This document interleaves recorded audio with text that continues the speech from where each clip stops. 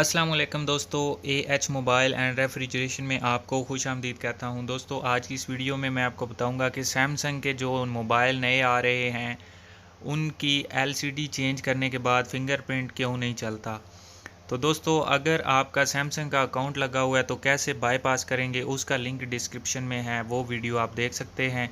ये वीडियो में मैं आपको बताऊंगा कि जब आप पैनल तब्दील करेंगे तो तब्दीली के बाद आपका फिंगरप्रिंट काम नहीं करता, एक एरर दे देता है कैलिब्रेशन का, तो उसको कैसे ठीक करना है। तो ये दोस्तों मेरे पास भी नई स्क्रीन है, मैंने मोबाइल की स्क्रीन तब्दील की है, उसके बाद फिंगरप्रिंट नहीं चल रहा। तो ये दोस्तों फिंगरप्रिंट उन मोबाइल की मैं बात कर रहा हूँ जिनके एलसीडी के अंदर फिंगरप्रिंट होता है।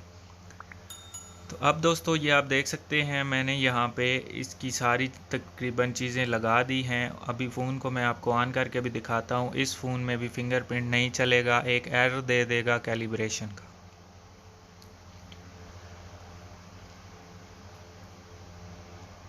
और दोस्तों यहाँ पे सैमसंग का अकाउंट भी इसमें लगा हुआ है, तो वो मैं आपको बाद में बताता हूँ कि मैं आपको सैमसंग अकाउंट बार बार क्यों कह रहा हूँ। तो ये बायोमेट्रिक एंड सिक्योरिटी में जाके फिंगरप्रिंट पे क्लिक करेंगे तो ये आपको कहेगा फिंगरप्रिंट सेंसर कैलिब्रेशन नीड। ठीक है, तो इसको हमने क्या करना है, कैसे ठीक करना है। अगर ये एरर आपके पास आ जाए तो समझ लें आपके मोबाइल की एलसीडी तब्दील की गई है, जिस वजह से ये मसला आया है। तो उसके लिए दोस्तों हमें मोबाइल को रीसेट करना पड़ेगा। सिंपल, अपना डेटा आप सेव कर लें। तो मैंने दोस्तों डेटा सेव कर लिया, लेकिन यहाँ पे रीसेट नहीं किया जा सकता क्योंकि इसको सैमसंग अकाउंट लगा हुआ है। तो सैमसंग का अकाउंट कैसे रिमूव होना है, आप डिस्क्रिप्शन से दूसरी वीडियो देख लें। इस वीडियो में क्योंकि मैं सिर्फ आपको यही बताऊंगा कि फिंगरप्रिंट कैसे चलाना है।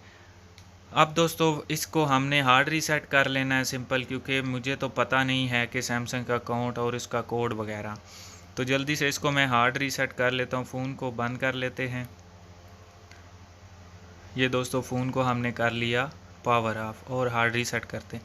अगर दोस्तों आपका सैमसंग का अकाउंट नहीं लगा हुआ तो फिर आपने सेटिंग से रीसेट करना है, हार्ड रीसेट नहीं करना, ये बात जहन में रखें। और ये वॉल्यूम अप बटन और पावर बटन के साथ हमने रिकवरी मोड में आना है और वॉल्यूम डाउन से वाइप डाटा फैक्ट्री रीसेट पे लाना है। फिर वॉल्यूम डाउन से फैक्ट्री रीसेट, जो फैक्ट्री डाटा रीसेट है, उस पर आके पावर बटन दबाना है। हमारा सारा डेटा डिलीट हो जाएगा और ये रिबूट सिस्टम नाउ आप देख सकते हैं हमने रीबूट कर दिया है। तो अब दोस्तों इसकी सारी चीज़ें हम वापस लगा देते हैं, क्योंकि पैनल चेंज किया है तो पेच इसके जो थे वो सारे हमने वापस लगाने हैं। और ये सारा फ़ोन हमने बना के यानी कि मुकम्मल तौर पर पैनल इसका चेंज कर दिया है। अब थोड़ा सा वेट कर लेते हैं, क्योंकि दोस्तों आपको पता है जब मोबाइल को हार्ड रीसेट या फैक्ट्री रीसेट किया जाए तो थोड़ा सा टाइम लगता है। अपने लोगों पे हर फ़ोन हैंग हो जाते हैं। अब दोस्तों यहाँ पे आप आके देख सकते हैं, यहाँ पे इसका वेलकम मेन्यू आ गया और नेक्स्ट नेक्स्ट करके आपने इसको एक्टिव कर लेना है। तो अगर दोस्तों आप हार्ड रीसेट करेंगे, आपका सैमसंग अकाउंट लगा होगा, तो फिर आपका यहाँ पे आके मसला बन जाएगा या गूगल अकाउंट की वेरिफिकेशन आपसे मांगी जाएगी। इस वजह से दोस्तों मैंने कहा है कि अगर सैमसंग अकाउंट लगा हुआ है तो आप वहाँ पे जाके दूसरी वीडियो मेरी डिस्क्रिप्शन से देख लें, फिर रीसेट करें। अब दोस्तों यहाँ पे हमने फिंगरप्रिंट इसको लगाना है, तो पहले मैं पैटर्न लगा रहा हूँ। आप देख सकते हैं यहाँ पे पैटर्न हमारा लग चुका है। उसके बाद ये हमसे कहेगा कि फिंगरप्रिंट आप अपना ऐड करें।